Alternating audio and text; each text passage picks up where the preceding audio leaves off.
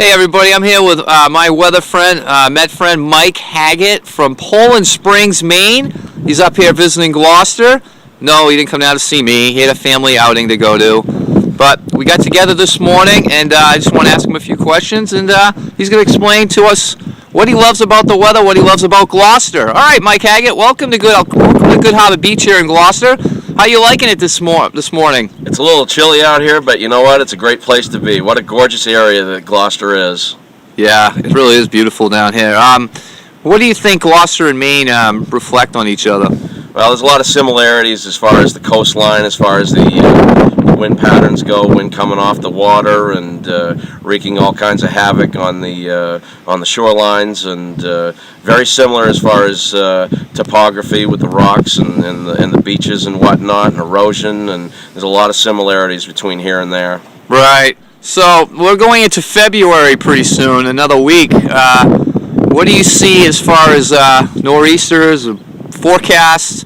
Are we going to stay in a cold pattern? What are you seeing? Well, for the next week or so, we're going to stay cold, I believe, and then I think we're going to start seeing the western ridge that's really plagued California with drought and whatnot. I think we're going to see that start to collapse. Then things are going to change. I think it puts a bigger threat on for bigger nor'easters.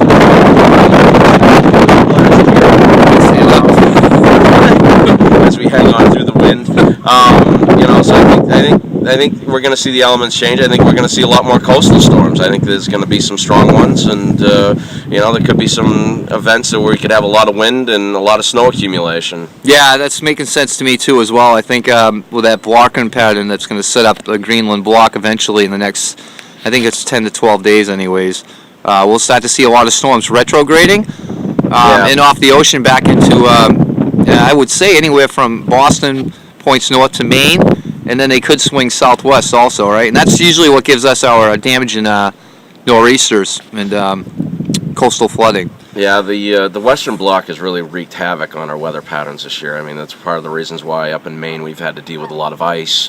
Down here, you guys have gotten a lot more snow, right? Than we have, at least for the last month or so. Yeah. I mean, we started off strong in the snow department through December, and then things kind of tapered off. But with the shift in the pattern, that changes the dynamics, and I mean that sets up Cape Ann, I think, for possible mixing situations. For us up in Maine, I mean it sets us up for more snow. I mean, given the brutal cold that we've had around here, it doesn't matter where you are in New England. I mean, it's been bad enough that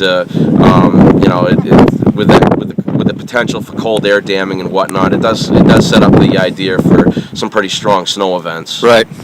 Well, Mike, it's been great. I let the public know if you want, you have any websites you want to share, or what exactly you do, or your Twitter feed, or if you want to tell them anything you want to know. Or Sure.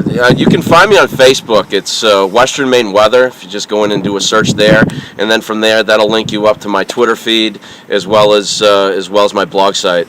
Great, Mike. Thanks for having you, man. Thanks for coming down to Gloucester, man. You bet. Thank you. All right. There you go. Good morning, Gloucester. Pete Lavasco here with Mike Haggett on this beautiful, cold Monday morning. Bye.